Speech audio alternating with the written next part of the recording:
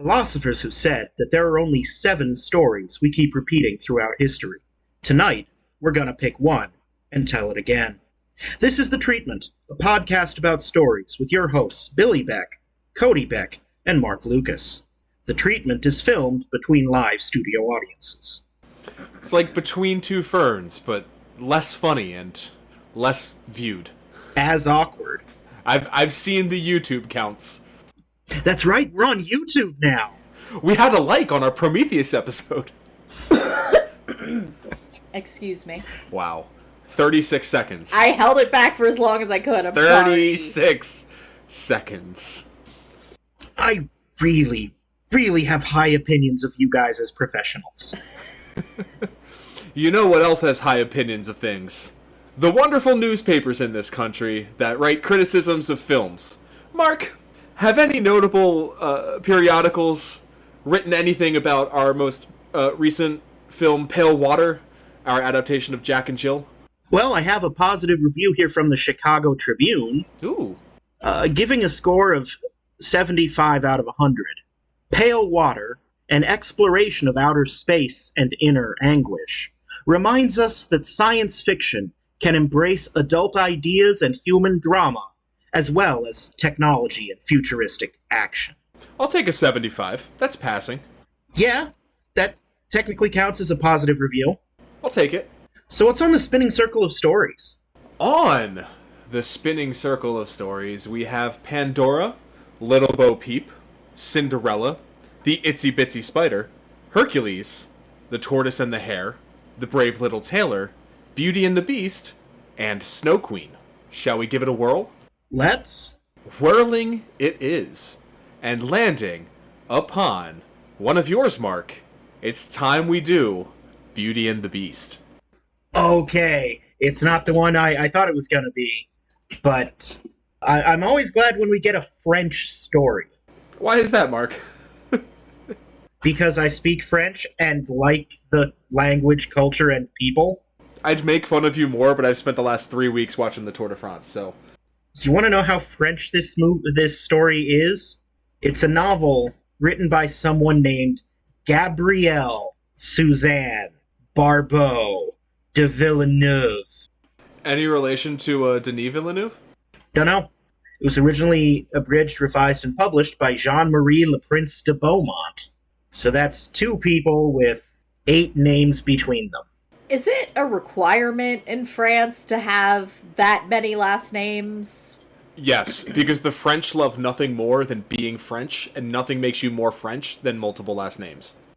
Okay, so since it's one of mine, I'm going to have to leave the Wikipedia page and tell this story as best I can from memory. So I'm going to trust you two to be on the Wikipedia page and correct me the parts that I don't get, okay? Pulling it up as we speak. So once upon a time, there was a prince in a castle who was just like a huge jerk.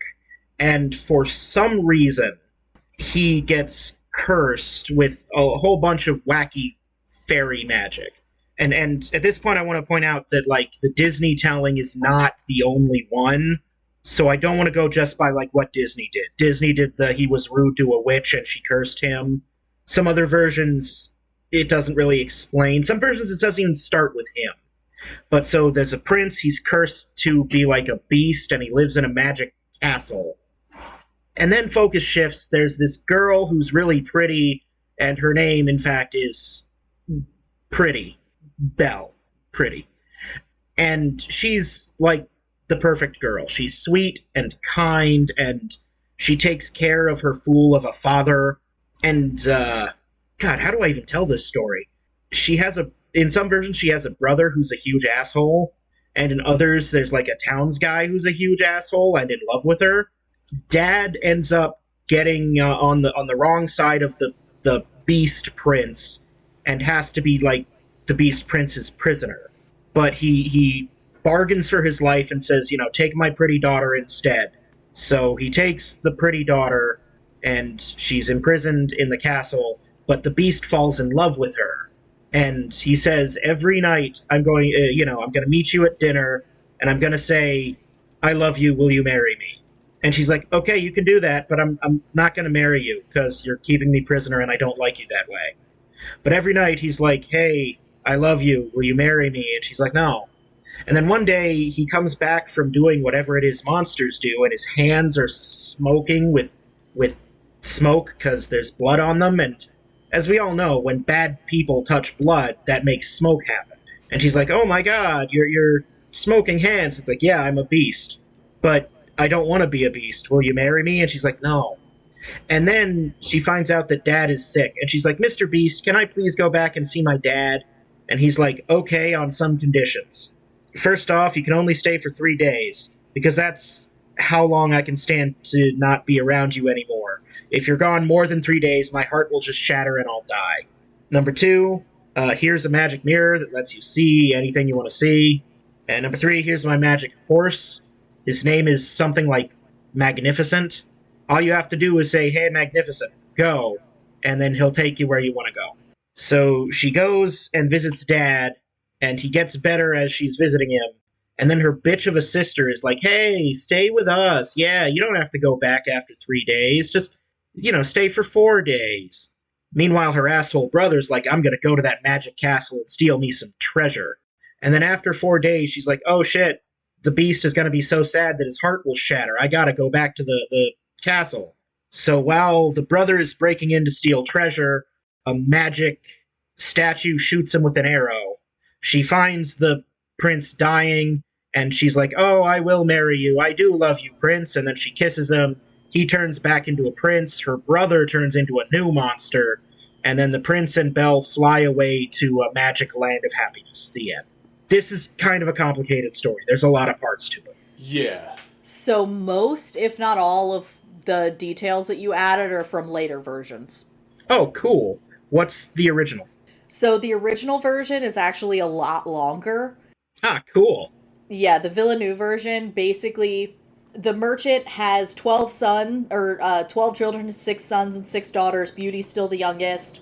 Loses all his money, and he has a chance to get it back, so he goes to the town. His children ask for presents. The only thing Beauty wants is a rose. Same thing happens. He's penniless. Still, he cannot recover any of his money. So he gets lost in a snowstorm on his way back, stumbles into a castle, gets taken care of. In the morning, as he's ready to leave, he sees roses. He cuts a rose, then is confronted by the beast, who's like, "Hey, I gave you hospitality and you stole my most precious treasure. Fuck you. I'm gonna kill you now." And then the merchant is like, "No, I'm sorry. I just wanted to get this for my daughter because all she wanted was a rose." And he's like, "Cool, send me your daughter, and that will be payment. But you have to tell her the truth, and I'll give you a bunch of money and stuff." So the beast sends the merchant home. Merchant takes the rose and is like, "Hey, Beauty, I got you the rose that you wanted, but actually now you're imprisoned for life with this horrible beast." And so Beauty decides to go. Same thing basically keeps happening. There's different versions. It says either he has to sleep with her or he has to marry her every night, and she says no. She's there for a couple months. She leaves to go see her family because there's like a fairy that keeps appearing in her dreams that is like, "Don't be deceived by appearances." And then curse breaks when she goes back because she realizes, hey, the beast isn't a terrible beast. I actually love him and want him to live. And then it gets revealed that not only is the beast actually the prince of the land, Beauty is actually a changeling fairy child who is princess of a different country that was swapped because there was a child who died, and so they were like, "We need to keep her alive because the evil black fairy is going to destroy everything." And the black fairy wanted to seduce the prince when he became an adult, and that's why he got cursed, because he said no. And so that's also why all of this other shit happens. So there's like a whole third act of backstory explaining that Beauty is secretly a royal that's just cut from the abridged version. You know what, though? I kind of like it that way. Yeah. Like, there's a term that I use on this podcast a lot. Overstuffing the turkey. Mm-hmm. That is an overstuffed turkey. Yeah, I was getting confused just reading it. Yeah, like, the heart of the story is, like, what would you say, the theme, the moral of the story is don't judge a book by its cover. Yeah. Like, from its most basic Disney version.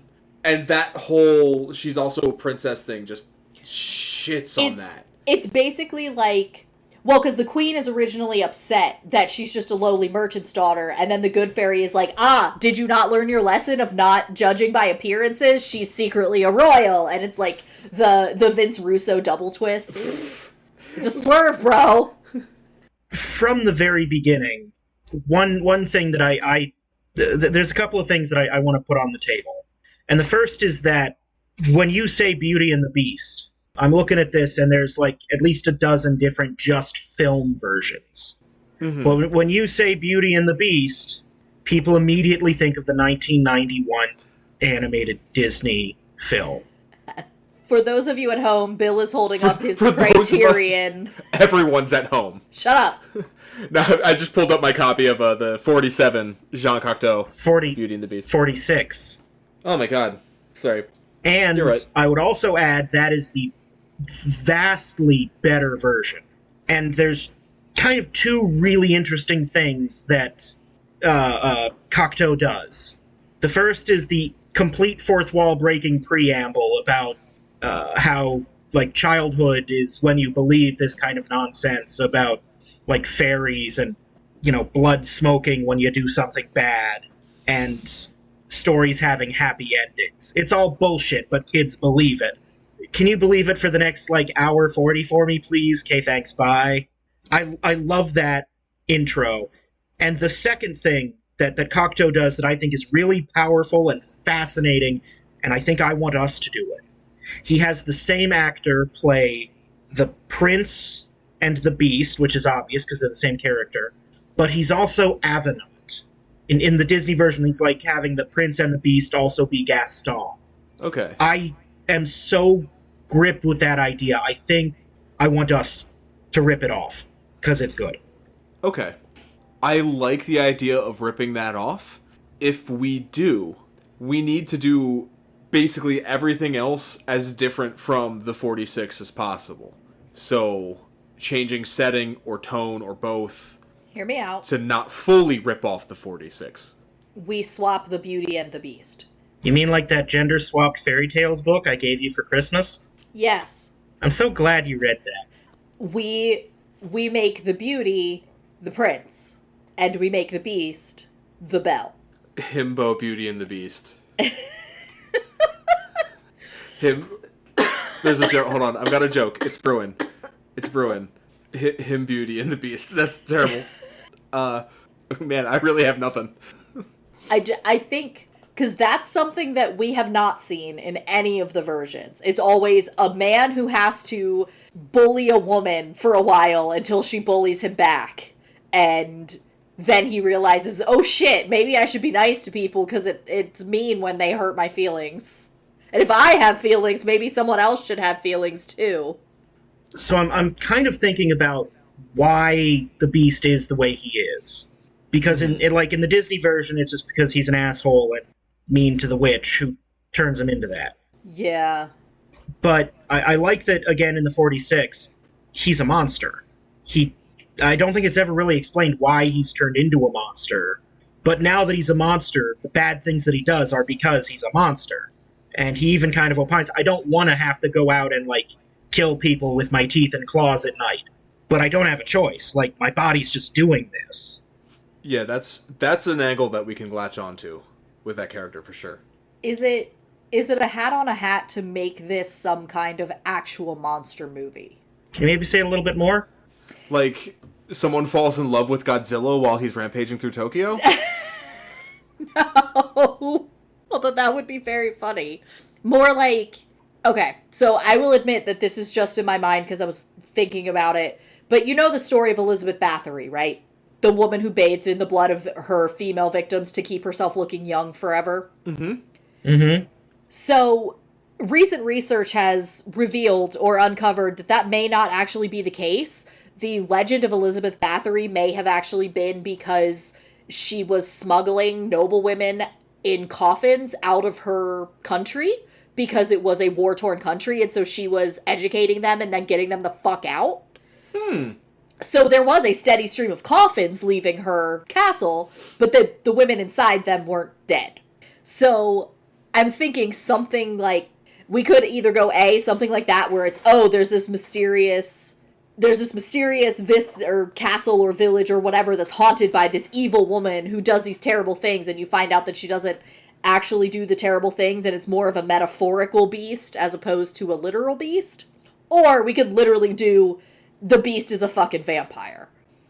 I think it's important to have them be physically a beast. Okay. I think that is a core element of the story that you lose. It's no longer an adaptation of Beauty and the Beast. If, like, even that shitty, like, mid-aughts teen one, Beastly. Like, even that one, even though dude was still, like, objectively hot when he was beast mode, he still had scars and physical ailments. Like, that's still an important element to the character. Okay. It can't be fully metaphorical. Okay.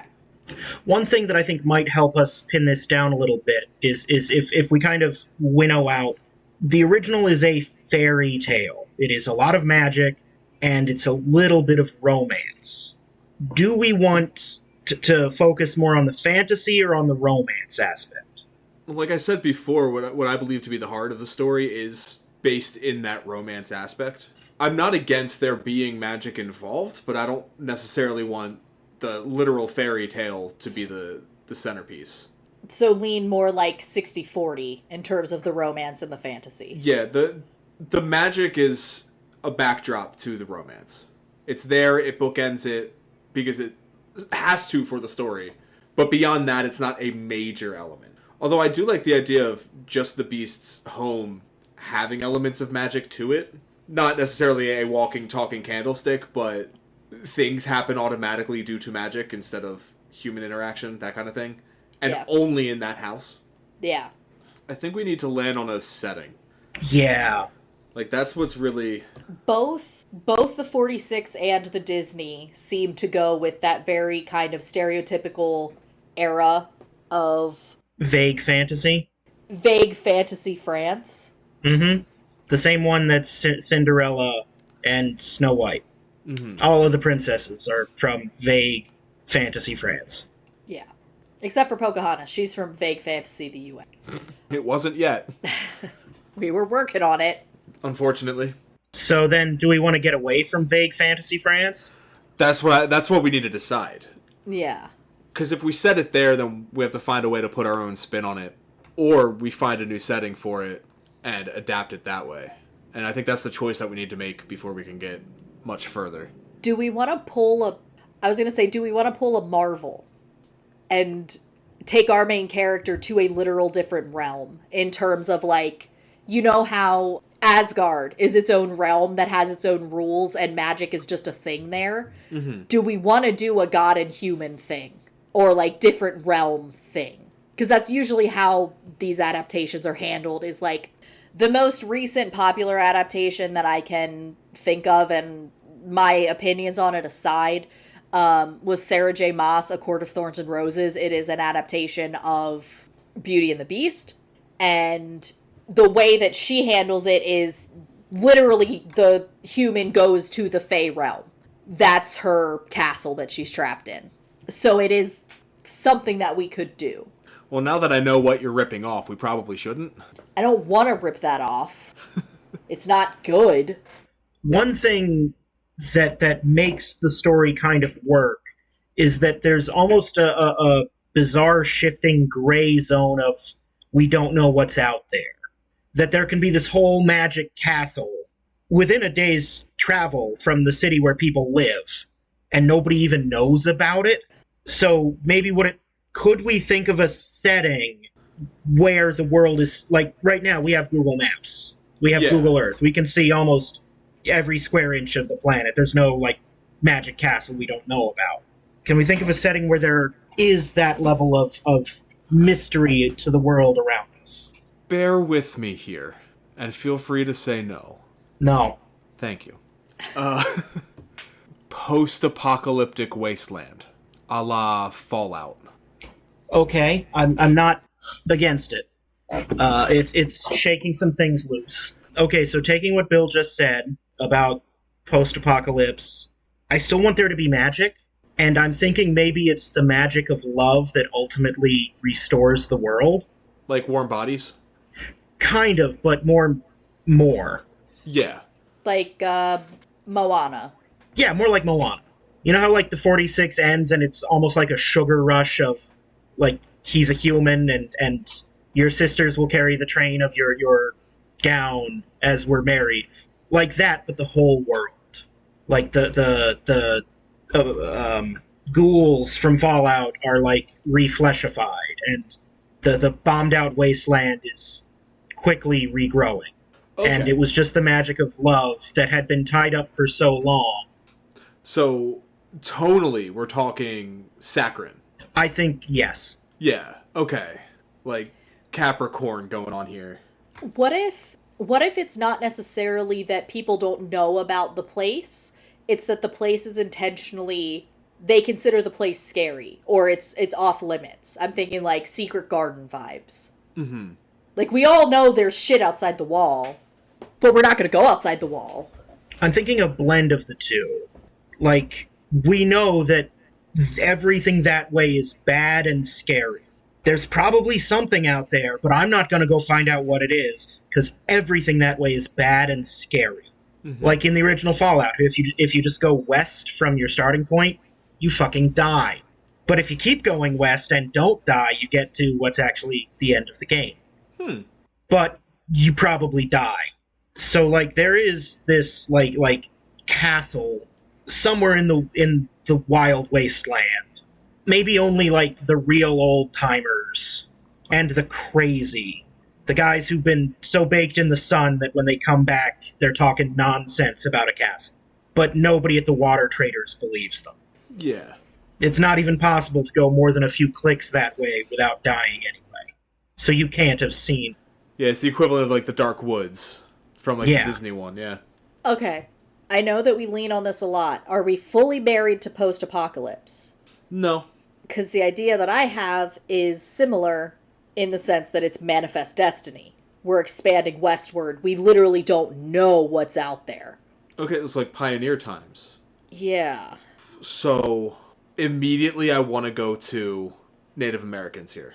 And some sort of racial commentary that I don't think I'm equipped to. It's just with that setting that comes into play. That's true. I also don't want our heroes to be all manifest destiny. That's true. I'm kind of falling more and more in with the nuclear fallouty apocalypse. And I think that there's an opportunity to play with it if we have it be our general world, like pre-war, in the sense of like technology and you know, computers and whatnot, and not there is no magic today, but that being part of the climax that there could be magic today, but it's all wrapped up in something we don't know about. Kind of Princess Mononoke. Maybe. I don't remember Princess Mononoke. It's basically technology versus nature. They're starting to discover technology, etc., and that's kind of fucking with nature. So that kind of conflict. Where maybe magic still exists, but it's kind of fringy. And I'm thinking maybe more like, and I'm not sure the best way to explain it. Magic used to be in our world, but there was a time when it fucked off, and then we basically killed ourselves and blew up the planet, but now it has an opportunity to come back, and when it comes back hard. Like the dolphins in Hitchhiker's Guide. I was thinking like that Tumblr post that's like, there are two kinds of fantasy. One, there used to be dragons here. It must have been majestic. And two, oh my god, there's so many fucking dragons. How do we deal with the dragons? My only concern with post-apocalyptic setting is I don't want to use nuclear fallout as the demon beast making device, because that feels a little ableist. Yeah, I agree. I think literally he's a monster. Okay, hear me out. In terms of post-apocalyptic, we go further than Fallout. We go to, and this is a terrible example, but it's the one that fits for me right now, Battlefield Earth. Where there are ruins of modern society like our modern society, but we don't know what happened. It's thousands of years in the past. No one knows, like, they worship the golden arches, but no one knows what they mean, you know? Like, that level of re-exploring the Earth. And then we don't go over there, it's, like, actually just Las Vegas. And, like, shit like that. I kind of love the idea of the Beast Castle being a crumbling Las Vegas hotel. Or something like that, yeah. Or the White House would also be another easy metaphor to make. Zombieland. Oh, yeah. Well, it wasn't crumbling. It just was inhabited by Bill Murray. Yes. I'm just thinking, like, the I mean, we could figure out an American monument or even a French monument to have be the castle. Yeah, I just think the physical image of just, like, the outside of a crumbling hotel, but it's still somehow perfectly functional and incredibly well put together on the inside. And that's the magic? Yeah. It's the Overlook? Kind of, yeah. I meant literally, it's the Overlook. We just do the Overlook. I mean, Colorado, deep in the mountains, it's secluded. Canonically, it burnt down twice, but that's besides the point. Thoughts on that, Mark? Doing that, like, modern ruins, far, far future? That way we avoid the radioactivity, we can reintroduce magic. See, I don't think that we need to avoid radioactivity. I think it's just the radioactivity isn't what made him a beast. Okay. And I think we don't even have to examine what made him a beast. Just that he is part of the stories that they tell about why we don't go that way. It is fantasy. There can just be a beast, you're right. And we don't, like, in terms of, I don't have a clear picture in my head yet, but he doesn't even look like, I'm thinking he's hairy. Not scaly, not like mangy. He's full-on hair, glossy sheen, with, like, claws and sharp teeth. Yeah. He doesn't look irradiated. Okay, yeah, that's fine. And we can still have some of, there's radiation that way. That's part of why we don't go there. If you find yourself going that way, pray the radiation sickness gets you before the beast does. What beast? There's something living up beyond them hills. Does this sound like something we're all more or less on board with? Yeah. Yeah. I think my only... Oh, go ahead. I was going to say, the only holdup I have with that, then, is if we don't establish why he's a beast, why does he become human in the end? Magic? I guess. I think if we're doing, like, saccharine fantasy, magic is a good enough answer. I guess, but it's kind of just like... How are we going to bridge from nuclear fallout to saccharine magic?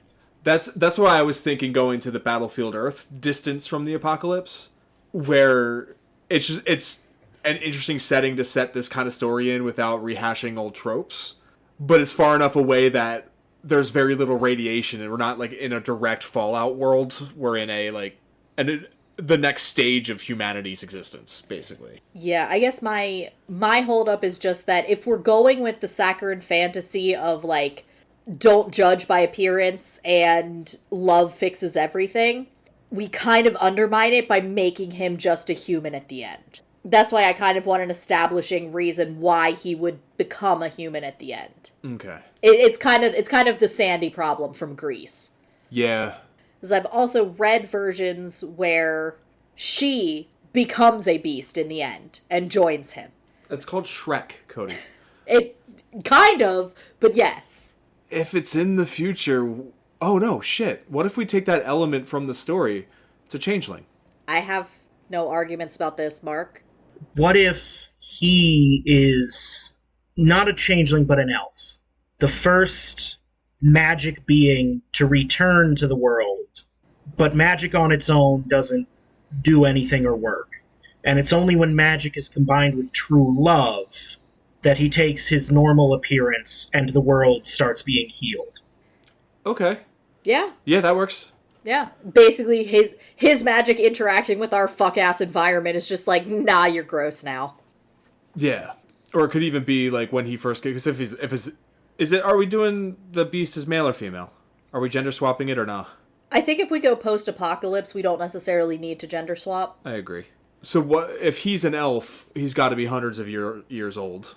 So maybe he took the form of the beast when he was, as a child, bullied for being not human.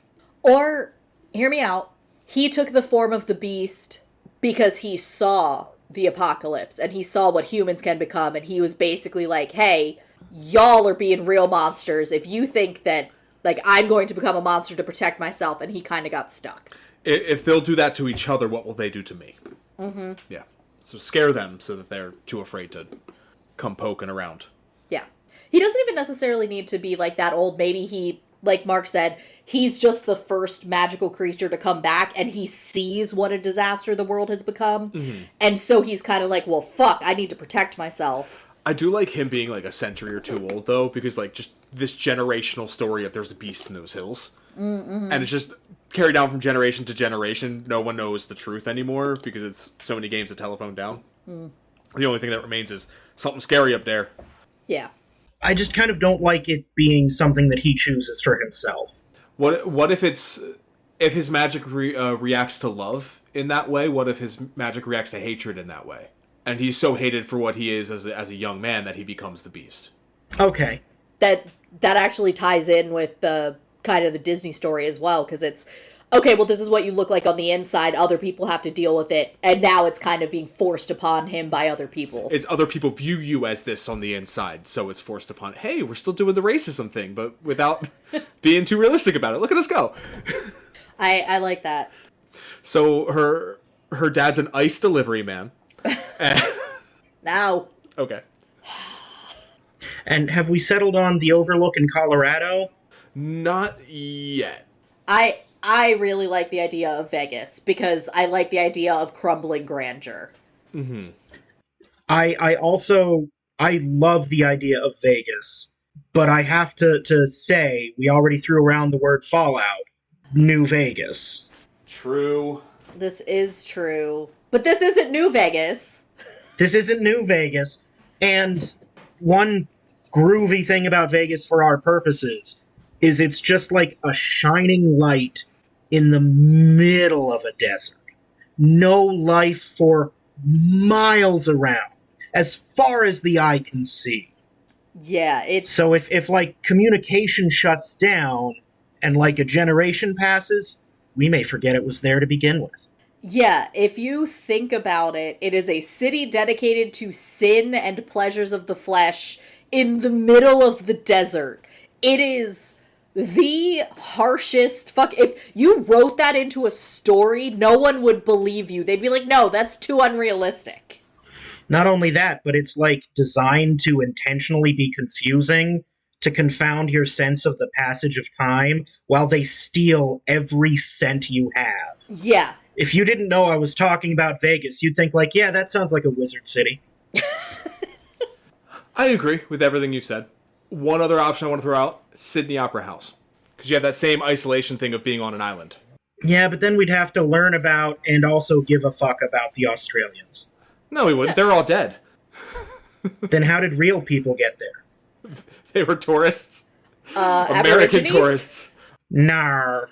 I also thought about the Griffin Observatory in Los Angeles. I do like that. I do like that. Because, again, it's up on the hillside. Did I say Griffin? The Griffith Observatory. Oh, my God. You want to run that again? No. I'll leave it in. Peter, this is the Griffin Observatory. Lois. I do also like the idea of Los Angeles for similar reasons to Las Vegas, especially because you could entirely feasibly have a settlement in, like, fucking Pasadena that has no idea about the rest of the joys of the big mountains dissecting, bifurcating the city. San Gabriel Valley would be completely isolated from the San Fernando Valley, completely isolated from, like, DTLA, the Basin, what have you. And the Inland Empire. You have a king in the Inland Empire with knights. He doesn't know why his empire is called the Inland Empire, but it is.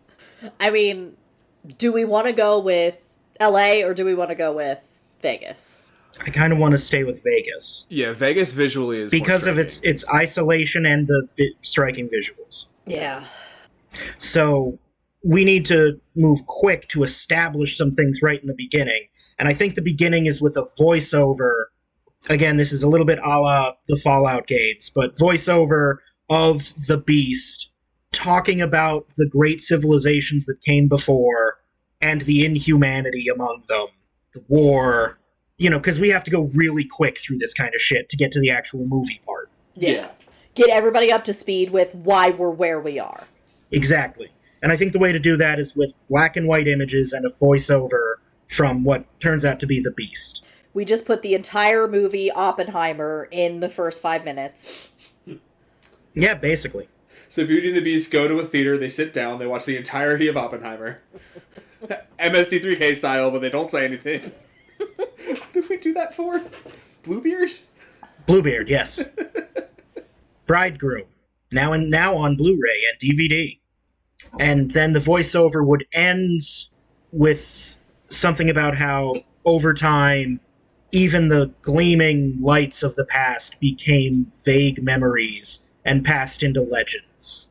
As, iris out over crumbling Vegas, with just him there. Okay, I like the idea of starting this way. Just the aesthetics of it. You know how second time it's coming up, Shrek opens?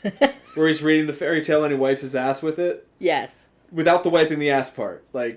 All of what you're saying in voiceover, and it's his voice, but it's also words on a page with illustrations. Because we also want to set up that it's a fairy tale. Because that's a tonal thing that we need to establish early, in addition to setting. I'm thinking Alice in Wonderland. The Disney is her sister is telling her the story, and that's where we cut to our Beauty. Maybe she's reading a book, and she's it's her visual, and that's the voice that she has for the narrator. It just also happens to be the Beast. I'm sorry, can you say that again? My mind does not want to work right now. So basically, instead of it's revealed that she's reading it in the toilet and wiping her ass with the pages, it's revealed that she's reading it to her sister, or it's being read to her from her sister. She's reading it. She's reading it. Yeah, she's reading the story. Just as I'm thinking that's the way to kind of shift that tone. It could even kind of, as she's pulled out of the reverie of reading, it shifts to her voice. Mm-hmm. I don't know why, but I don't want that to be diegetic. I like the idea of it shifting from pages of a book on the screen to her reading, but it doesn't have to be that book, you know what I mean? Okay. Because, as Mark said earlier, a striking part of the 1946 adaptation is breaking the fourth wall immediately and being like, hey, have a little fun for a bit. This is a fairy tale. I'm not saying we have the guy who plays the Beast go, but you're like, hey guys, just enjoy, this is just a fucking movie. But establishing it as a fairy tale with that storybook open, because I think Disney's done that in the past, and Disney started out doing that. It's a trope, but it's a trope I'm not upset using, because setting a fantasy with the tone that we want to hit in a post-apocalyptic setting, it's real easy for the audience to completely misunderstand what the tone is going to be. So if we set it up real tropey from the start, we can get the audience in the right frame of mind. You dig? So the old Disney movies began with felt blanket and a leather-bound volume with the title, and it opened. Instead of that, it's a rough-hewn wooden surface, and there's a couple of old beat-up fairy tale books, and this one that's kind of ratty and a little rotten, but underneath it is you can just barely make out Cinder and White underneath this book. Mm-hmm. And the cover is just whatever we're going to figure out the title at the end of this. Yeah. And maybe the Disney ones, the books kind of opened themselves. Maybe on this we see a hand with a motocross type glove. Fingerless gloves covered in blood. Not covered in blood, because I don't think that's the tone we want for this. No, you're right. I'm just making jokes here. But motocross, what raiders in the future would use as armor. Mad Max aesthetics. Yeah. Yeah, I dig that. Yep. I would also want Beast living in Vegas to be a reveal for the audience. I wouldn't want to sell that out in this opening. Yeah. But yeah. So then, after the storybook opening, we shift focus to Belle. And I feel like we should be able to go through this part pretty quick. Yeah, I think we just need to establish the dynamics of her household. Are we doing the full 12 kids? Are we doing 12? Are we doing 6? Are we doing none besides her? None would be interesting. None kids, left beast. Boo. That's the title. It's just a story of a monster in Las Vegas killing a merchant. I like the idea of multiple siblings. Yeah. She would need to be the youngest, obviously, if we do have multiple siblings. Yep. I also like the idea of dad being a trader, with a D, not a T, and traveling to sell his wares, whatever they may be. Maybe he mines in the desert for shiny rocks, and we think it's gold, but it's just steel, or something like that. Or maybe he's what Fallout calls a prospector, finding pre-war technology that's still salvageable. Yeah. So, like, look, this radio's still got a couple of good transistors. I can sell those. Oh, look, I found a revolver. There's 3 bullets in it. Somebody will pay top dollar for these 3 bullets. Yeah, like a modern-day dumpster diver, but the dumpster is Clark County, Nevada. Yes. Accurate today. They live in Henderson. The beast lives in paradise. Yeah, I think that works. Yeah, for sure. But siblings, and if so, does she have any brothers or is it all sisters? And also ages. Are they... I know in the story she's the youngest, but if she's going to be a romantic interest, she's got to be at least 18, which then is she the oldest? Because that would also imply mothering, if we don't have a mom in the picture. Yeah, that's one of the things that stays the same across all of the versions, is that mom is definitely dead. I mean, if we're going with post-apocalypse, again, this is something that we don't necessarily need to have on screen, but it makes it clearer for us. She is the youngest. Mom died in childbirth with her. Maybe that explains why her siblings are so resentful. Okay. So all of her siblings are older. Yeah. Who is Avenant or Gaston? Is it her older brother, or is it, like, another guy from the village where they live? I like the idea of older brother, especially if we still want to do the cast the same actor thing. We just open it up for a lot of incest porn parodies. If he plays her brother and romantic partner. Yeah. See, and I'm thinking then we don't make it Avenant, make him the Gaston, the jackass guy in town, the kind of guy that we love to hate, who thinks he's, entitled to whatever he so desires. And there's no rules, so why shouldn't he get what he wants? He's essentially, and the reason why we make him the same actor is that it's a critique on, he's almost like the antithesis of everything that the beast is on the outside, he is on the inside. Yeah. And everything that he is on the outside, the beast is on the inside. Yeah. So my first thought was he is the son of her father's business partner. Like, dad's the one who does all the digging and the prospecting, and then Steve is the guy who's doing all the selling and runs the shop. Steve. And Gaston Jr. is Steve's kid who, I don't know, dicks around. He has a job there but doesn't do much. I kind of lost the thread a little bit. But If we want, can we kind of split the difference? He's apprenticed to her dad, so he lives with them, so you have the closeness of being in the same household, but he not so secretly pines after her.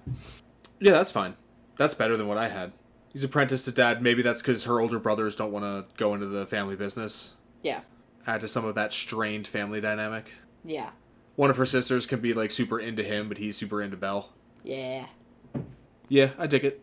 I kind of like the idea that we don't establish how many siblings she has. Just when we need a new sibling appears. There's a lot of them. So one thought that I just had, like, what is money? In Fallout, obviously, it's bottle caps, and as brilliant as that is, I don't think we can use it because it's in Fallout. At first I thought, first thought, worst thought, best thought, casino chips.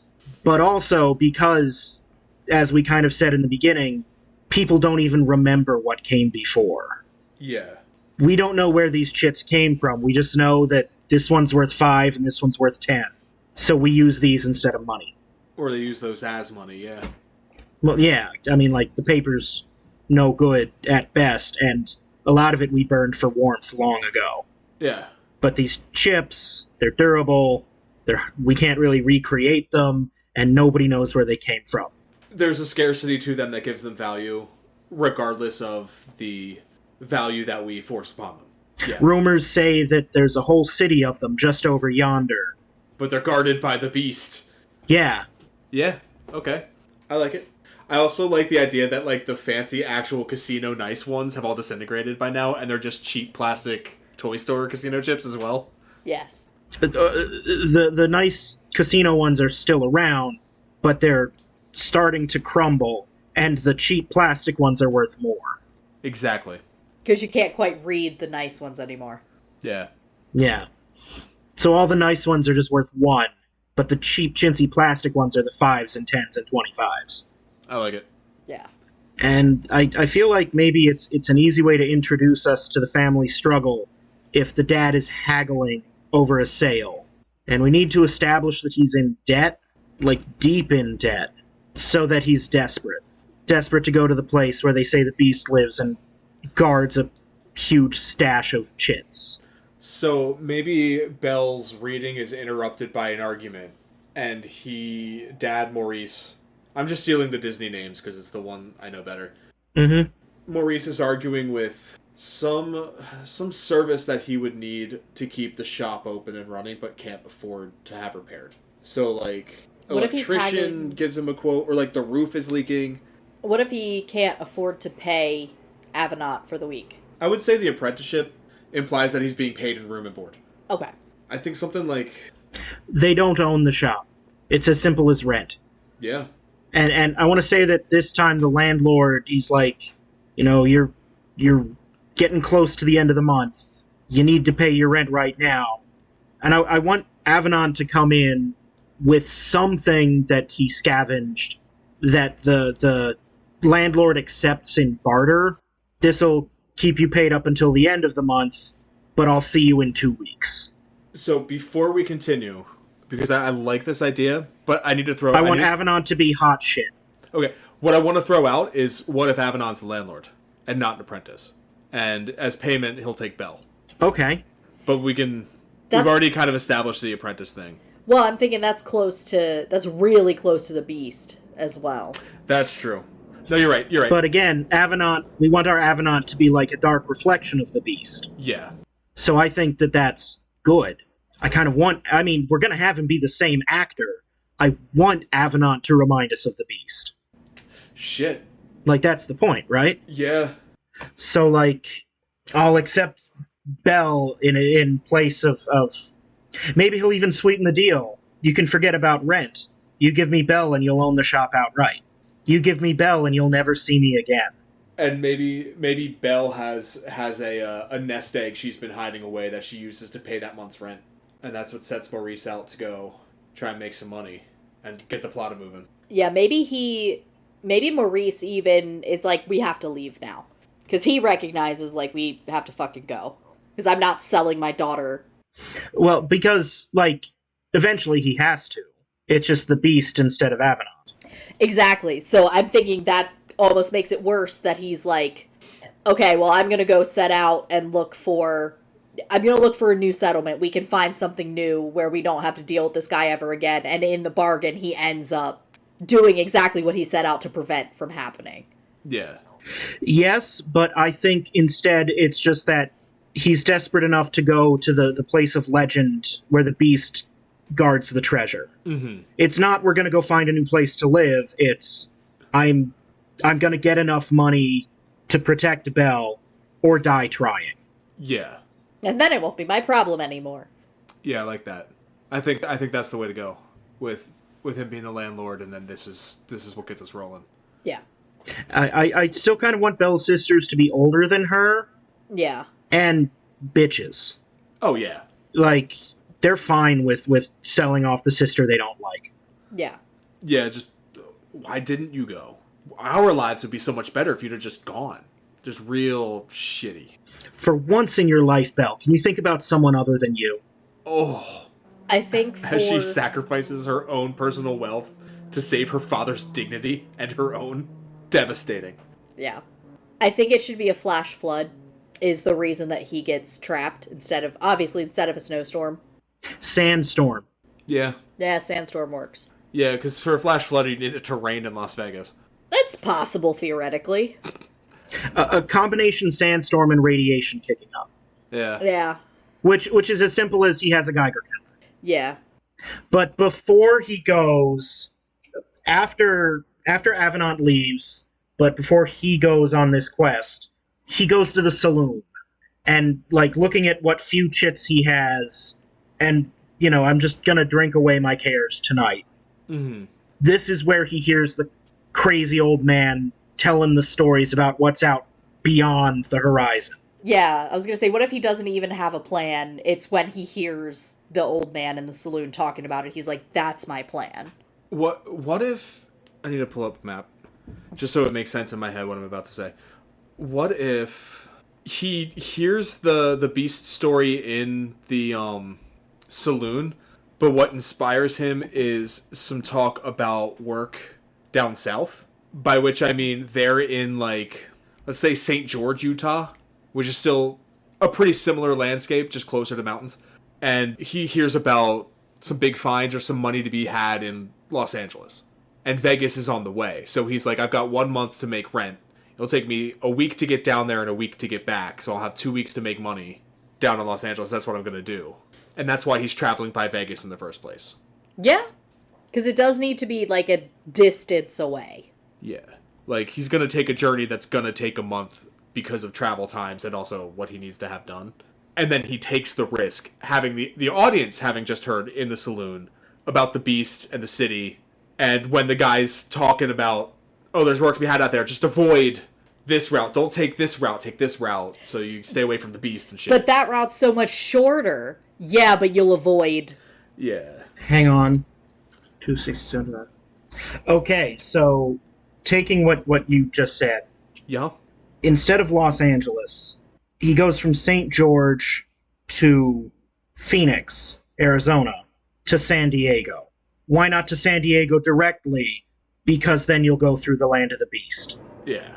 And I just checked it. It takes 11 days to walk this one way. Mm. So that's let's say 12 down, 12 back. Yeah. That's enough to make a trade run. One thing that not specifically that Fallout does it, but I thought Fallout did it really interesting in some places and really shitty other places. I like when they take this post-apocalyptic America and give new names for some places.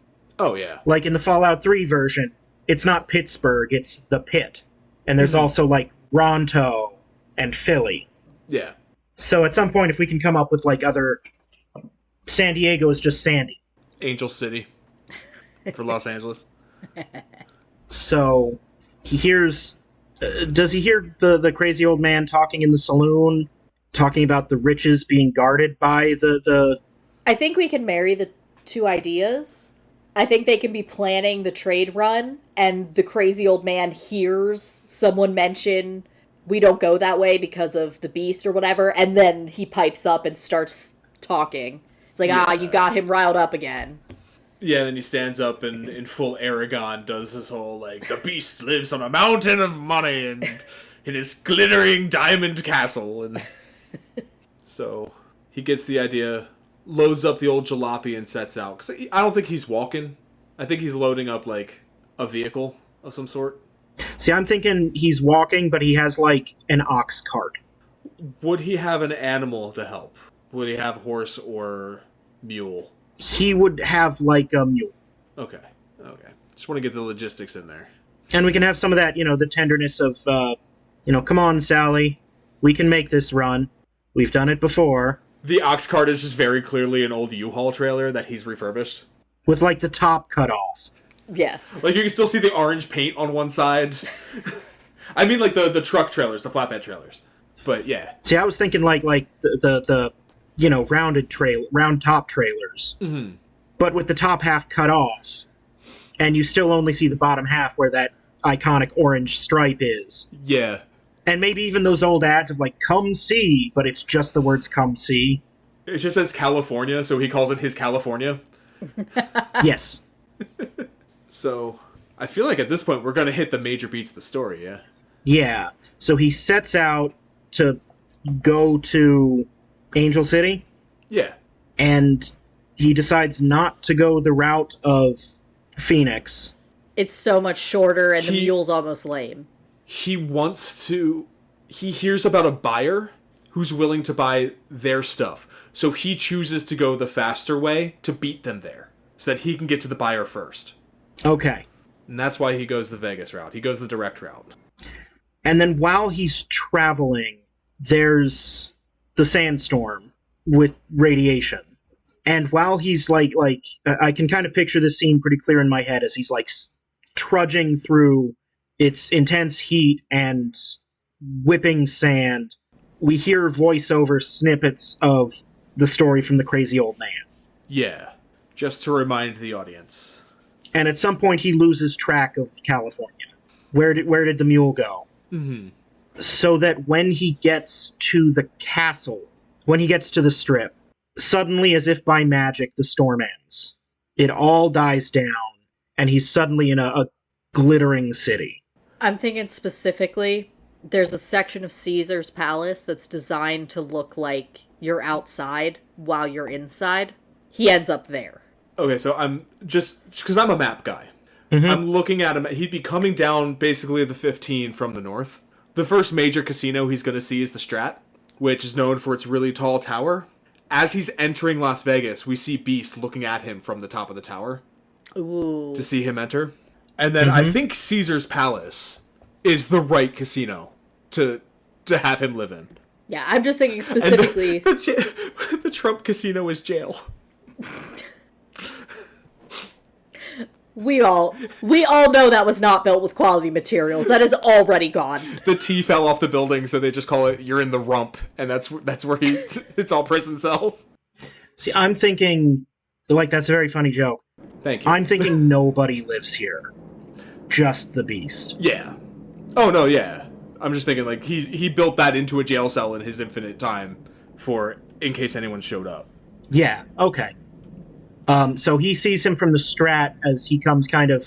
At this point, he's, sun mad and parched. He stops to drink in the Bellagio fountain. Yes. Because that's right next to Caesar's. I want to say that, Caesar's lights up. At this point, it's as he's drinking. It's daytime, and it seems like all the power is shut off everywhere. But then when he drinks from the Bellagio, I want to say the Bellagio fountains start... but the Bellagio itself stays dark. Mm-hmm. And then Caesar's lights up. Yeah. He sees Caesar light up, and he's drawn to it. Why did that just happen? Is there something in there? Something I can sell? And when he goes in, that's when he finds there's just a big pile of chips. Yeah. And so he just, looking around, carefully approaches them, and just starts taking as many as he can, fit in his satchel. Just shoveling chips into his satchel. And then when he gets the satchel as full as it's going to get, he turns to leave, and there's a figure in the doorway. Mm-hmm. Or maybe he gets all the way out. Fun kind of side note. You know when you fly international, there's the line for nothing to declare, and I need to talk to customs? Yeah. Do you know why that is? Because they stop you if you go through the nothing to declare line? If you have something, and you go through the nothing to declare line, they already know what you have. Yeah. But now they can prove that you were trying to sneak it in. Yep. So he gives him, he waits until he steps out of the casino, because then you can clearly say, you stole from me. So, in the original, something that I didn't know was in there that I liked was that Bell asks for a rose, and he snips the rose, and that's what kind of sets him off. So when we go into those casinos, especially at Caesar's Palace, they have something called the Forum, which is just all the shops. Mm-hmm. So maybe that's the part of the building he's in. And instead of the shops still being shops, they are different, rooms that the Beast has set up for himself. And one of them is his personal library. So once his satchel's full of chips, he pops in there and he sees, some books. And he just picks one at random to take home to Belle. And that's what sets off the Beast. And we can still do that element of the story. Why did you take that book? And then he mentions the daughter. What if he recognizes the fairy tale book that she was reading, but it's a much better version of, it's better Something condition. Like that, yeah. Without the pages missing. Yeah. Yeah. You know how Barnes & Noble has those, fancy versions of books? Yes. Like that. Yeah. You know, the faux leather. Yeah, the nice binding and all that. And I would say it's not because that's how it was produced, but that's because how Beast keeps his books. He like self-bound that. Like, I want it to have that kind of... Yeah. It's nice because it's loved. Yeah. Like, not only did you steal my money, you stole my, like, prized possession. Mm-hmm. Unfortunately, the punishment for stealing from me is death. And maybe he, like, does that cat thing where he, like, extends claws. Mm-hmm. Do we want the I kind of want the beast to talk a little bit funny, like fairy tale-ish. Say more. Do we like that idea? Do we hate it? When you say funny but fairy tale-ish, you mean like an over the top cartoonish voice, or... No, more like he has maybe even like a monstery kind of voice, but he speaks almost like the Queen's English, like, "Why dost thou steal from me? Okay, yeah. Have ye any last words?" And he does that as an intimidation tactic. At least the choice of words, the vocabulary. See, and I'm thinking that's the only way he knows to talk, because he's not of this world. We just don't know that yet. Okay, yeah, that works. Like all of the people from the village talk normal like you and I does, because we's goods at the English. It's one of the languages I know. Though it's the one language I know. Sorry, I said that wrong. I don't know it that good. That's impossible. So, have ye any last words, foul cur? Please, sir, it was for my daughter. Immediately throws her under the bus. Yeah. Maybe not like so specifically, but like, please, I have a family. We're gonna lose our home. I just need some money to get through the month or whatever. And the book was for my daughter. She never asks for anything. This is her favorite. Yeah. It's her favorite. She has a copy of it. It's her favorite book, but she doesn't know how it ends because we don't have the last 100 pages. Or we don't have the last half or something. And because it's Beast's favorite too, that softens his heart. It softens his heart, but he doesn't let that be known. Yeah. Yeah. So when he takes it, he doesn't pull it off a shelf. It's on like a display thing in the middle of that room. Yes. Yeah. With like a little light over it and everything. So it's clear to us, the audience, that it's Beast's favorite. Yeah. Yeah. Okay. So then he threatens, the price of stealing from the beast is death. I have a family to support, and why takest thou this book? It's for my daughter. I want to say that the beast has it as an idea that we can make an exchange. Your life for your daughter's. Take the money and feed the rest, but send your daughter to me. And maybe this is one of the bits where we get a magic thing. One thing from the original that I like is magnificent. Yeah. I like this weird magic horse. So it's not just like, I'm going to let you go and take your word for it that you'll send your daughter. You're going to go with my magic horse. My magic horse will take you home, and you can even keep the money. Mm-hmm. But Magnificent's going to bring the daughter back. What if the magic horse is an electric car? I still want it to be a horse. It shows up, it arrives pulling the California trailer. The original mule is nowhere to be found. The original mule is in the trailer. Like, yes. sitting comfortably. Having a nap. And I think there should be even more, like, money and other wealth on the trailer. Yeah. The Beast is making it very clear exactly what this guy is doing. He is selling his daughter. Yeah. And the reason I wanted it to be an actual horse instead of an electric car is because I want the magic mirror to be a broken iPad. Cracked screen and everything.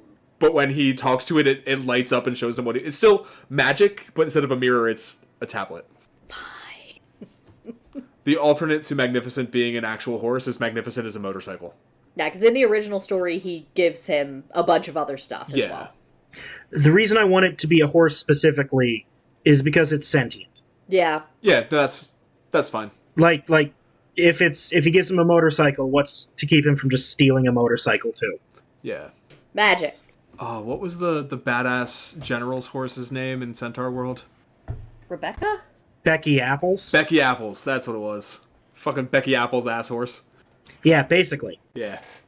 So then he sends Maurice home on Magnificent. Yep. Carrying California and old Berta, the mule. Sacks of cash. Everything they need. Yeah, sacks of chips. And at first, the bitch sisters are like, "Where's the thing I asked for? Where's my thing? Where's my thing?" But Belle is like, "Father, are you okay? What's with this horse?" And why are you back so soon? What happened? Where did all of this come from? Because he still has all the junk he was traveling to sell in California as well. It's clear he's sold nothing that she can see. What if all of the junk is slightly better quality, too? It's just like a little bit shinier than it was when he left. Yeah. But she would be the only one to notice as her sisters are digging through, like, where's the thing you promised me? She realizes everything is still in there. It's only been 6 days. How are you back so soon? And what did you sell? Yeah, what did you sell to get this? And then Becky Apples, like, appears in from the side of the frame, just staring her dead in the eyes and stomps one hoof. Like, get on. I want him to hand her the book, and then you get the Becky Apples thing. Yeah. And I think this is an emotional beat. Mm-hmm. I think this is kind of a sad part as she leaves. Her sisters don't give a shit, but Dad is sad. Yeah. I think her sisters barely even notice she's gone because they're still digging through all of the shit that's in the trailer. It's just like her and Dad are having a whole silent conversation because they've always understood each other better. Instead of digging through the shit in the trailer, they're kind of celebrating over the money. Yeah. Like almost having a money fight. Yeah. And Scrooge McDuck tossing chips, throwing them at each other and kind of spreading them around. Yeah. We're the richest people in town. And talking about what wonderful things they're going to buy with these chips. Mm-hmm. So then Magnificent takes Belle back to Vegas. I would say on her way out of town, she's the one who takes a sack of chips to pay for the property. So on her way out of town, she stops by Gaston's place and drops the chips in his lap and says, "This should be balance paid." Balance paid in full. You'll never see me again. Yeah. Gone. Because I wanted to echo his last words of like, "Oh, you'll never see me again if you buy me." Mm-hmm, mm-hmm, mm-hmm. See, I'm thinking she can't do that. I don't think that Magnificent will let her off once she gets on.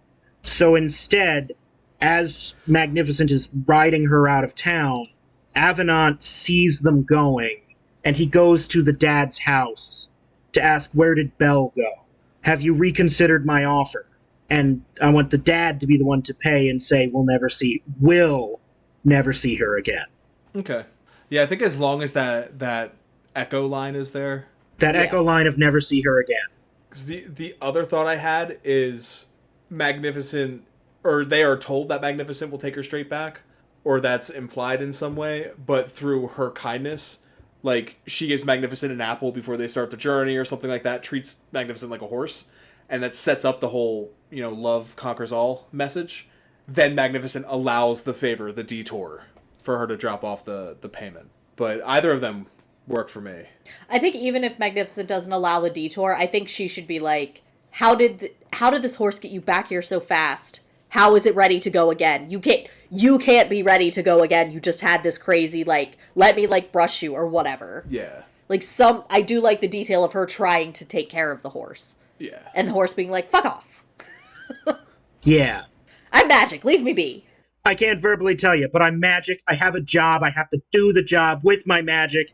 Get on me, bitch. And she's like, hang on, you need to get brushed. You need an apple. Drink some water. No, you need to get on me. A little to the left. Hurry up. Okay, now to the right. Get on me. We have to go. Oh, that's a good spot. So then Magnificent takes Belle back to Vegas. Mm-hmm. And it should be clear that the trip does not take nearly as long as it should. It's like, she's barely finished sob crying, and they're there. Yeah. Yeah. I feel like that's a very quick montage. Not even a day. Oh, I'm thinking, like, this horse is fucking magic. It should be, like, a couple of hours. Yeah. 75 down the freeway, baby. No traffic! That horse just hauling ass down I-15. Cannonball Run horse. It should be dusk when she arrives. Yeah. And one by one, it's not all lit up when she gets there, but one by one, they all light up. As she passes each casino. I'm seeing that as the poster image, is just the silhouette of girl on horse and all of the, like, shells of the casinos lighting up as she goes by. Yeah. Like, that's the trailer shot, that's the poster shot. That's the money right there. Yeah. I feel like we have to invent a new casino for him to live in, because I don't want to figure out which one of these we're going to buzz market, you know? Like, I don't want to figure out how we're doing product placement and who's going to pay the most. The easy answer is take the title off of it, but he stays at the Paris Hotel because of the French background. I'd say MGM properties, but they owe me money, so. See, and I'm saying rather than deal with it, there just happens to be this other casino, like, in between Caesars and the whatever's to the north of that. Yeah. Yeah, no, we can make one up. Yeah. It's also like, at this point, shit has been crumbling for so long that I don't think it really matters. Yeah. So it's the Beasts Casino and Hotel, and it's all done up. Maybe when she arrives, there's already, like, not a buffet, but, like, a royal feast from a fantasy movie. Like that long-ass table with, like, roast turkeys and geese and It's like food she's never seen before. big tubs of the gray stuff. It's the whole what was the Tournament of Champions thing in the basement of Excalibur. Yeah. It's that medieval times type venue, but he just has set up a long table in that venue. No, other way around. It's that, like, the table from that venue meal, but it's in, like, the lobby. Okay. Sure. Yeah. You know what I mean? Yeah. So we get, like the modern fancy. Yeah. And the fairy tale time meal. But the only person we see is her and him. And this is where she meets him outside of a door. She gets off Magnificent in front of the Beast's casino, and he just kind of motions towards the door. You know how there's, like, the outer door and the inner door? Mm-hmm. Once she goes through the outer door, he's there standing in front of the inner door. And this is the first time they actually meet. Does he watch her ride in from the Strat as well? Yes. Okay. He sees her before she sees him. Yes. So I'm wondering if he tries to hide himself at some point. But I don't think so. I don't think he meets her this early. I think he wants to see what she does, left to her own devices. And I think what she does is the opposite of what happens in the Disney movie, which is, like, yell at him and not eat any of the offered food. It is, oh my god, I am so fucking hungry. I've been so scared and I'm tired and I'm sore because I've never ridden a horse before, but I'm so fucking hungry. I've never seen food like this before. I am going to gorge myself and I'm gonna go, there's a library, I'm gonna go fuck off in the library. Like, this is kind of, even though this sucks. See, I think and, like, she, instead of going to the library, she wants to go to bed. Yeah. Like, this is a relief for her, because she's like, I'm gonna die, but, like, I'm free for the first time in my life. My sisters aren't breathing down my neck. This is great. Even Like, if I die, I'm fine. When she walks in for the first time, she doesn't see him. He's up in a balcony watching or something like that. Yeah. And she just sees this platter of food, and it's the first time in her life her shoulders relax. Yeah. And she just, and just goes ham on a turkey leg. Yeah. Or turkey on a ham leg. How do you... It's just like, she just eats as, like, an absurd amount. She is pulling a full mukbang on this. And yet she doesn't eat everything. Right. Because there's just more than she could possibly eat. Yeah. There's so much food. Yeah. But when... And we kind of dissolve to when she's done eating. She puts down her fork and sits back. Everything that she didn't eat dissolves. Yeah. Mm. And this is when he comes in. I had a thought, instead of introducing him here, introduce him the next morning and have her say something here like, just say aloud, there's no one here, but I could sure use some rest or something like that. Just, and an exit sign in the corner lights up and the elevator hallway lights up. And when she walks in, an elevator door opens and like basically she's guided to her room by the lights. Yeah. And it's like one of the suites up top or something like that. Yeah, like I want it to be, it feels very magical, but I love the idea of like all the lights and the like the magic is kind of electronics or electrical. Yeah, but it's clear that there's no actual power. Like we can even have earlier Maurice flip a light switch somewhere and it does nothing. Yeah. But Yeah. there's no power, but the magic is lighting things up and guiding her along. And I think it should kind of be like she goes to bed, and then I think she comes down the next morning and it's like the breakfast feast, and she should just like sit down and she's like, that was the best night of sleep I've ever had. And then that's when the beast comes in and we immediately see her get tensed up again. I was going to go even sooner, like he's in the room when she wakes, or at least in the suite. I don't want to go bedroom because that's a little creepy. Yeah. But if there's a suite, like the bedroom's within it, Yeah. and she wakes up in the morning, looks around, opens the door, and he is standing there just, did you have a good night? Yeah. One thing from the Cocteau that I really like, I think he makes it clear that this bedroom is yours. Yeah. You're not actually going to be a prisoner here. This isn't a cell. This is your new apartment. This is now where you live. The book is on her nightstand, and she notices that in the morning. That's how he indicates to her, this is your room. This is your space. I mean, he could even say it outright. Before he says it outright. Yeah.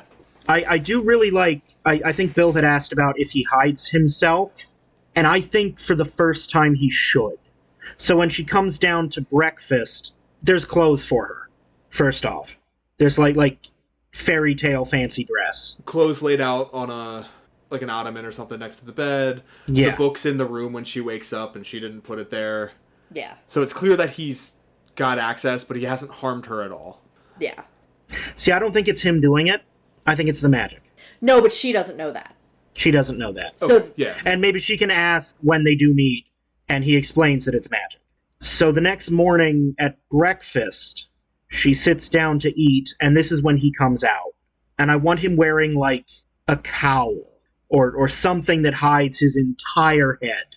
Before that even, maybe she just hears he directs her to come downstairs when she's done breakfast, but she just hears him through, like, the speakers in the hallway or something like that. Like, she just hears his voice echoing throughout the casino, but doesn't see him until he calls her forward. And then, when she gets down there, he's wearing a cowl or something. And when she meets him, first off, he needs to explain, like, you're not a prisoner here. You can go wherever you want. I have so many fabulous grounds here. That room is yours and yours alone. And maybe she can ask, like, did you come in and lay out these clothes? No. That was the magic in the room, knowing what you would wear. Mm-hmm. I cannot enter your room. I have made it yours and yours alone. I cannot enter your room without your consent. No, and I think that can come up later. Okay. Like, maybe when she wants him to, and he says, I cannot.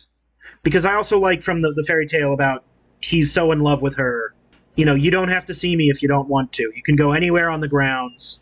The only exception is you and I have to eat dinner every night together, and every night I'm going to ask you to marry me. Yeah. That's just the way it is. I love you that much.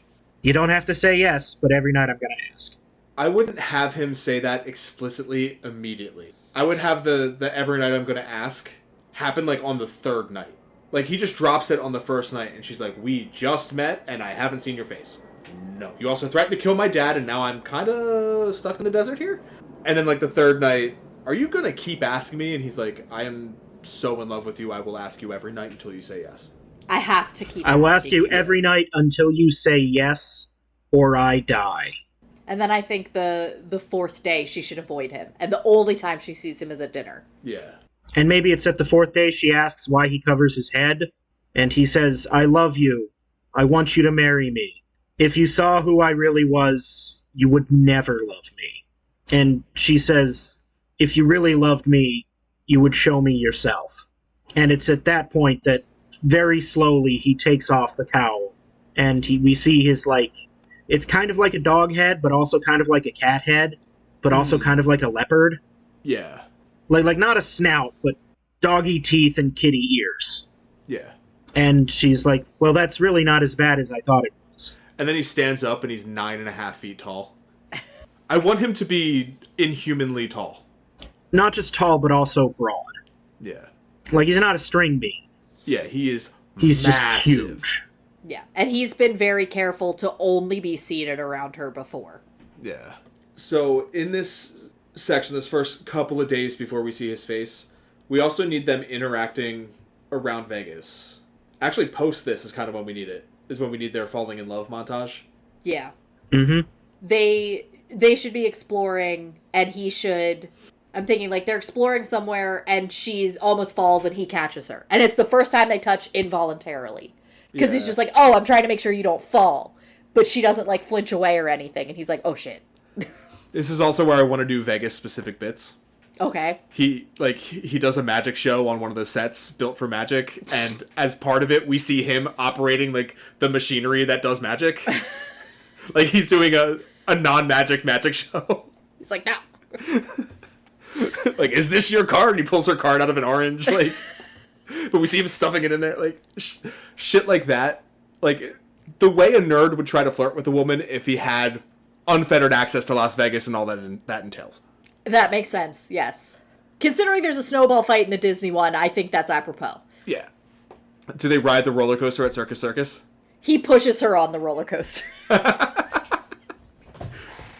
I was thinking that Circus Circus is what Cody had mentioned about her falling and him catching her. That's at like a Ferris wheel on top of Circus Circus. Yeah. Because I don't know if there actually is one there. And I know that there's that stratosphere thing, but that's way too big. Yeah. And not as rickety that she can just fall off. Yeah, there's... I don't know if there's a Ferris wheel in... Because Circus Circus is in a dome. Yeah, there's the roller coaster. But we can take some creative liberties. Yeah, we can. Yeah. But yeah, I think that... Or like on New York, New York or something. Yeah. Is it in bad taste for there to be the... they're extremely, almost magically tame and placid white tigers? I think that's okay. Because there is now I think it's like a tiger and dolphin exhibit in the back of the Mirage, if I'm not mistaken. That I keep winding up back there after it's closed with a glass of wine. That's happened multiple times. Don't ask me. Yes, and we can also hand wave it as they're docile because they know the beast is the scariest fucking thing in Las Vegas. Yeah. He treats them like we treat house cats. Yeah. Their names are Tobias and Luna. That's better than my suggestion of Siegfried and Roy. I don't know yet how much I like this thought that came to me, but at the end, this is just something to gum over while we work through the story. Are the tigers what end up killing Avalon? It's an option. And we don't have to answer that now. We can. Yeah. It's an option. It's an option. It's something that's set up that we can pay off if we need to. Yeah. So all of the Vegas-specific bits, they fall in love. They're falling in love. Maybe they're about to be romantic in some way for the first time when she finds out about her dad. Or before that, that's not when she finds out about her dad, but before they're going to be romantic for the first time, that's when we get she wants him to come into her room. And that's what spoils the moment. She invites him in and he says, I cannot. And she thinks it's because he's self-conscious about who he is, but he knows it's the magic. What if she literally tries to pull him across the barrier and it doesn't work? I like the miscommunication. Okay. It's a rom-com trope, but it's in everything for a reason. That's true. That can happen later. Okay. Maybe when Avignon shows up, something's happening in the room and he cannot get in to help her. Or she can't pull him in to save him. Yeah. It's another thing we have. It's a tool we have for later. Yes. It's a super secret tool for later. So I do kind of want to go back to Avalon and Maurice. I think in that montage, we need to go back to them at some point. There needs to be a scene where Avignon shows up at Maurice's for more information. I think, I think that montage should be ending with Belle being, like, deliriously happy for the first time ever, and then smash cut to her sad dad. Yeah. Who's like, she's being tortured, or she's been eaten. I sold my child. See, at some point in there, he's sad. He needs to establish to Avignon where she is and why. Tell the story. Maybe he's sad drinking at the saloon and he starts... I was gonna say, he should be, like, high-rolling at the saloon. He's buying rounds for everybody, but he's, like, just telling his sad story. Yeah. Like, no one's sitting near him because they're all tired of hearing it, but Avignon comes in. Yeah. And there's literally just, like, a pile of the chips on the counter next to him. Yeah, he's like, so where did all this money come from anyway? What did you do? I sold her. So that would be in there somewhere amidst all the fucking around Las Vegas. Because then right after that is when we get her inviting him in and he cannot. Yeah. And I think that should be the point where she's like, oh, I really am alone here.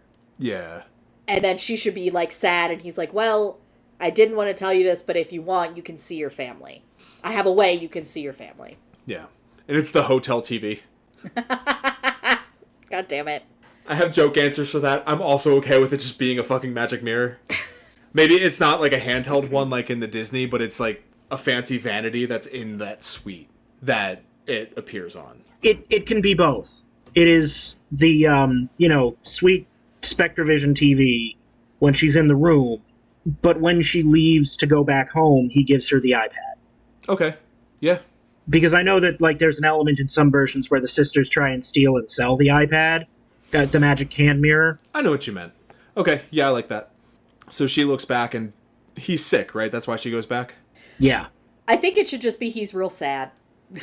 I was thinking now that he's loaded, he went to the saloon and bought the fancy bottle that they have in the back, and that's what makes him sick. It could be that, yeah. Like, it's so old it went. I'll have your vintage Hi-C Ecto Cooler, please. It could... The Pepsi Crystal.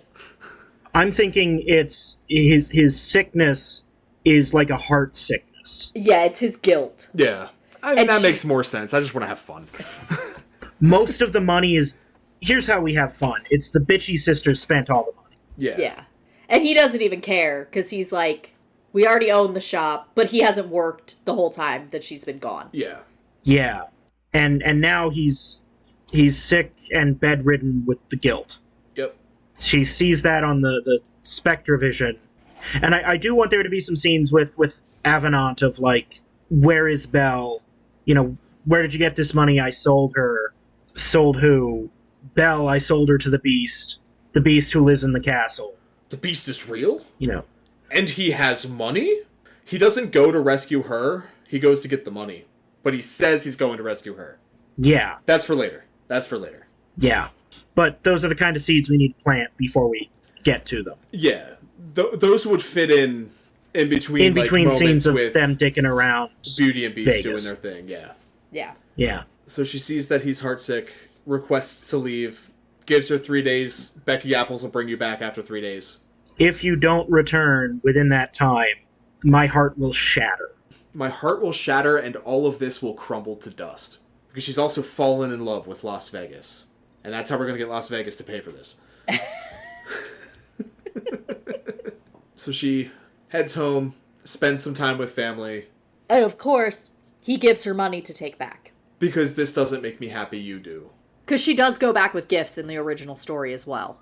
Maybe there's some junk that he can't sell, that he hasn't been able to sell or chooses not to sell, that she knows would interest Beast.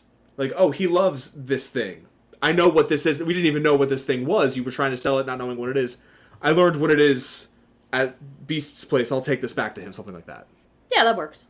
Sorry, I just got a little bit too in my head there and got a little lost. She leaves Vegas with gifts to bring home. Oh, wait, is that what you were saying? Yeah. Oh, shit, I was thinking on the way back. Never mind. Yeah, like the Beast, in the original story, the Beast sends her with more gifts for her family. Gotcha. I forgot that beat. Maybe instead of chits, she brings actual things, like physical gifts. Yeah. From that Beast gives her to give to her sisters. Yeah. And they're so vain and vapid that they don't understand the quality of what they've been given. Yeah. And they treat, like, I don't know, Vegas showgirl outfits like crap. No, they do understand the value of what they're given. And they immediately pick up on, so this is the kind of shit you got out there, huh? So we can get more shit out there that way, huh? And that's when the bitch sisters start scheming. Yeah. And that's when they bring in Avignon. Yeah. They show him, like, this is what she brought back from us. Not only is there cash, there's treasure there. Yeah. We need to go. If she's tamed the Beast, maybe she even tells stories about how he's not a bad guy. He's actually quite sweet. He's just scary looking. And they go, oh, he's not a threat. We can take him. Let's get the gang together and let's go. Yeah. And the sisters scheme to keep her there longer than the 3 days. Yes, because she does tell the sisters, I'm glad to visit you, Dad. You already seem better now that I'm just here, and you know that I'm happy. But I gotta go back, because B said he'll die if I'm not back in 3 days. Yeah. oh, he'll die, eh? Then he'll be dead when we get there. You know, like, this gets back to the raiding party. Yeah, so the sisters are like, you know, our half of this deal is that we distract Belle and keep her here an extra day. Your half is go there and take everything that's not nailed down. Yeah.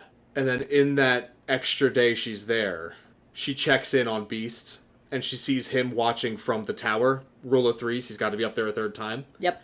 And he sees the party, the raiding party, coming in from the north from a distance. He sees the smoke billowing up. Yeah. And she recognizes immediately what that means. Yeah. I want to say she sees the smoke billowing and she sees him in the tower, but he's not looking out. He's not seeing them. He's laying there and he might be dead. And she thinks maybe his last moment was watching for her return. Maybe he's laying there with or looking at a gift that she had given him earlier. Like, maybe she folded him a crane out of a napkin or something like that, like at one of the fancy dinners, and he's kept it in the watchtower, and he's looking at it lovingly as he's dying and of some heart like sickness. really weakly, like, yeah, dying of heart sickness and weaknessing, like, Belle, why haven't you come back? Mm-hmm. And she sees the smoke in the background. Yeah. And she confronts her bitch sisters. She pinches to zoom and she sees who it is. iPad jokes. She confronts her sisters. What did you do? It doesn't matter now. Pretty soon your monster will be dead, and Avenant will be returning with all of the riches of his vast kingdom. Like, we saved you from a monster and made the family richer. What are you complaining about? She's like, you would never understand. Avignon will never love you. You've just handed him the keys to our destruction. And she fucks off. Yeah. Becky Apples, let's roll. And he hauls ass back to Vegas. Mm-hmm. She's there in like 25 minutes. I was gonna say, yeah, like, this is the fastest the magic has ever taken her. Like, she's climbing the strat while they're just starting to raid the first building. Yeah. Like, they're going into Caesar's Palace again. They find the pile of chips. They're starting to fill bags, and they're starting to poke around. Does the magic fight back? Yes. Does the magic fight back, or does shit just start crumbling because the beast is dying, and that's how she realizes? Ooh, I like that better. Maybe, like... Can you say that again? I was composing a different thought. So I'm going to add to that. So as they're raiding, some of the treasures they pick up start dissolving because the beast is starting to die. And as she's there, I'm thinking she's getting in the elevator to go up the strat, and the elevator starts breaking down while she's halfway up, and she has to run the staircase up the last few floors to get to Beast in time to kiss him so he stays alive. Yes. It's not kissing him that keeps him alive. It's her return. Hold on. So, and I really like in the 46 how they like show these in parallel. Because like in the Disney, it's like Gaston and the Beast are like face to face. In the 46, they don't even like actually meet each other. Yeah. I like us doing this where like they don't meet each other. And so maybe like as I don't want it to be a whole raiding party, but like Avenant and some guys. It's like 4 or 5 guys, but they each have their own cart. Like, yeah, and they don't want to split the spread too much. Yeah. Yeah. So it's you know, don't waste your time on these chips, fellas. There's better stuff. You guys, you know, do this room. I'm going to see what's over there. And I guess this is where we pay off. It is the tigers that kill Avenant, because with the magic fading, they're not docile anymore. Oh, I was thinking the exact opposite. They act as guardians when the magic is restored because of Belle saying she loves the beast. It's not that she loves him. When she sees the beast, he's still collapsed there, barely breathing. She like runs up, falls to her knees, picks him up, you know, oh, my beast, my beast. I'm sorry I'm late. Please don't go. I love you. And with his last gasps, the beast says, my Belle, my love, will you marry me? And then tears falling down her face, she says yes. Yes. And she doesn't kiss him, but she, like, embraces him and starts weeping. And then I guess this is where we get a cut to Avenant with the tigers. So... Because, I mean, this is where it's happening. This is while it's happening. I have an idea for a transition here. Mm-hmm. She says yes, she falls on him weeping, and then the lights get a little bit brighter, and I believe there's a rotating restaurant in the Strat. It starts rotating, so as it rotates, we see the lights of Las Vegas get brighter and brighter until we're at whichever casino they're raiding, and the lights get real bright, and then, like, hard zoom into that casino as things stop dissolving, but, like, security features start being activated. Like, security doors start dropping, and then maybe they realize they're trapped in a hallway with the tigers. And that's the last we see of them. It's very Scar. You don't see it happen, but you hear the snarls, and you recognize that they are trapped. Yeah. And then after we see that and get that cut away, back to her and him, as the room is slowly rotating, and we see, Vegas lighting up. She doesn't notice because she's still holding him and crying, but he sits up. And before you know it, she's standing, still holding him and sobbing. And he says, Belle, do not cry. And when she looks up, he's no longer a beast. He's elf prince with the pointy ears. Your true love has made me well, and the joy of your love has restored my heart. And with the power of love, magic is returning to this land. And then he waves his arm, observe as lights spreading out across the desert. And maybe we even see, hints of green start to appear. I was about to say, I want to see grass start growing in the desert. It's not just magic as electricity here. No, we're talking actual fucking magic.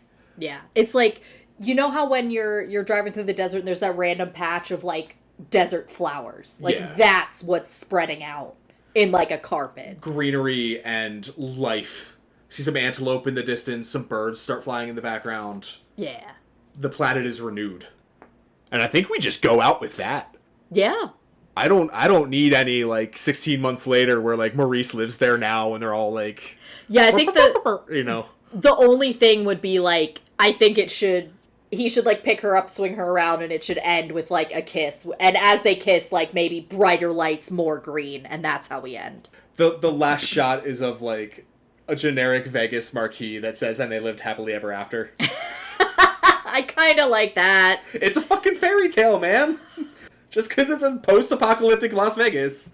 That he sweeps her up, they kiss, dissolve to still a shot of them kissing, but in wedding clothes at that Vegas wedding chapel. Yes! And Maurice and Becky Apples are there. And her bitch sisters are, holding the train, and they're clearly not happy about it. And there are several other elf people that we're not going to comment on. Yeah. Yeah, sure. I like it. So dissolve to that shot, zoom out, we see this whole... What's the word? Tableau. We see this whole tableau. We hear wedding bells. What's the last line of dialogue? What's the last... I think it should end as it began with, and they lived happily ever after in Beast's voice. In Beast's voice. And closing the book, except now it's the nice book. It's the nice copy of the book, and it's on that nice display case it was in at the beginning. And the hand, instead of the motocross glove, it's a white velvet glove. Yeah. Yeah, bookend it there. Directed by Chris Columbus. I love what we've come up with so far. Bro, that's a banger. Right? That's a banger. So let's ride this to its conclusion. Casting. Oh boy. Hear me out. Beast / Avignon / whatever we choose to name him. Jason Momoa. Yeah. Because the big complaint from the Disney one is, ew, he's so not hot as a human. He needs to be hot as a human in the same kind of way. I mean, the live action one, Luke Evans is an excellent choice. I forgot they did that one. I think it's Luke Evans. That might be Gaston. Whoops. But also, he has the range. Yeah, he does. He has the range, but he's too hot to be able to show it most of the time. Given the choice between two of them, I'm leaning more towards Jason Momoa. Yeah. Dan Stevens. Luke Evans is Gaston in that movie. But yeah, Jason Momoa is... I want some melanin in there. One of the bitch sisters, I want... Oh god, what is her name? What is she in? I'm going to be so mad when I finally end up saying Melissa McCarthy. She's too old. I'm okay with casting older here. Okay. Honestly, I am. Okay. Because I was thinking of Rachel McAdams. You just fucking love Rachel McAdams. And just because I happen to go to the cast list of Mean Girls, and she was the first Mean Girl to pop up, I was also thinking of... Oh my god, what's her name? Was I thinking of Amy Poehler as well? She's definitely too old. Are you thinking Amy Adams? No, I was thinking Amy Poehler. Oh. I don't know why. Like, I want comic actresses in those roles. Yeah, that's fair. Well, so like a Kate McKinnon or Aubrey Plaza. Yeah, Aubrey Plaza. She'd be a good bitch sister. Bitch sis. She literally did that in Lucy Punch. Lucy Punch has played an evil stepsister 9 times. Oh my god, Into the Woods.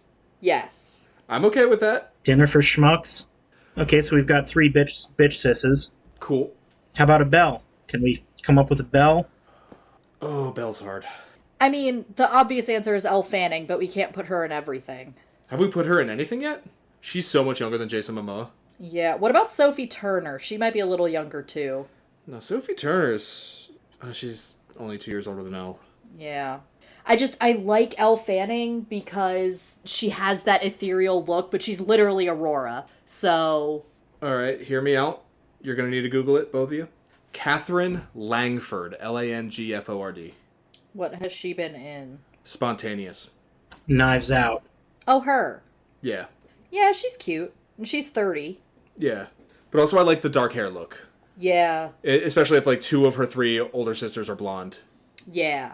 Kind of separate that out, you know? And it also shows that she would fit better with the Beast, because he's also a darker complexion. We just need Dad. Hang on, I have somebody. Oh, you do? Liam Cunningham. For Dad? Yes. Okay. Okay, I'm not mad at that. Yeah. I'm pulling him from Game of Thrones because his character on Game of Thrones is basically like good dad who can't save his daughter who's not really his daughter. I'll accept it. Here's a fun one. The crazy old sun-bleached coot. Harrison Ford. Bring back old man Abernathy. Nah, he's not fun enough. Christopher Lloyd.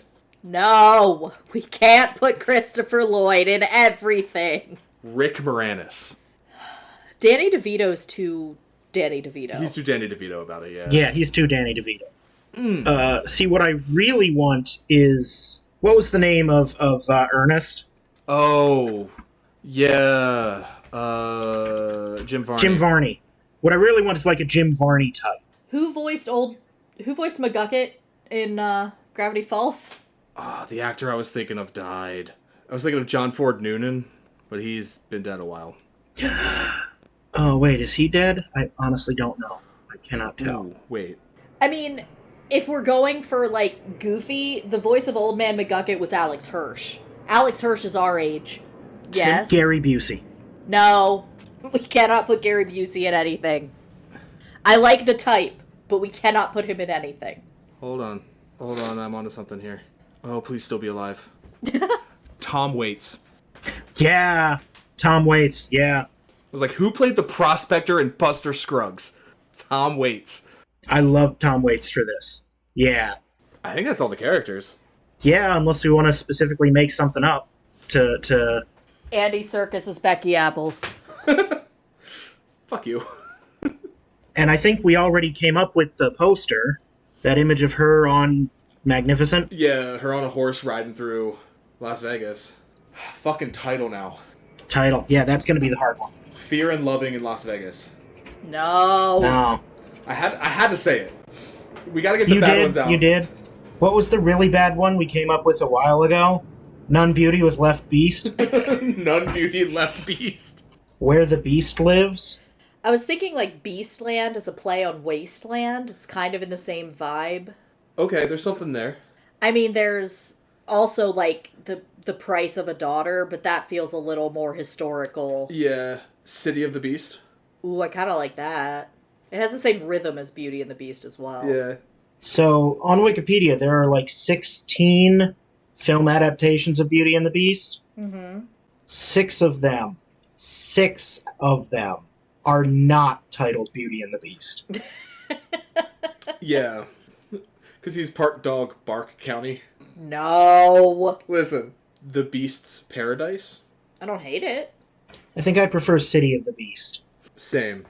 And I guess that over top of that poster we described is a pretty gripping. Yeah. Yeah. Yeah. As long as nothing else already has that title. It also plays well thematically with the fact that he's trying to go to Angel City Yeah. and ends up instead in the City of the Beast. There's a city of wild beasts and the beast of the city, but no the city of the beast, so... There's a YA novel from 2002, no one City reads of the YA. Beasts. Nobody reads books. Who wrote that novel? Some Isabel Allende. Okay.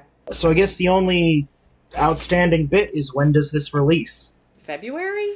May or June. This feels like early summer to me. Kids out of school. Yeah. Because we inadvertently made it child-friendly.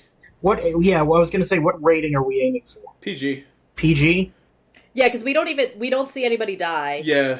We don't show anybody It's die. implied. There's no language. There's no... No language, no gore, no sex. Yeah, just love and magic. It's a fairy tale, just in an interesting setting. Do we get any swears with PG? Or is that PG-13? Make it an ass or dam. Okay. I think we could have a precision dam in there somewhere. Okay. So I guess the only thing left then is to start cold calling random numbers in Hollywood and shouting this into the phone until one of them picks it up. I'll get started on that right away.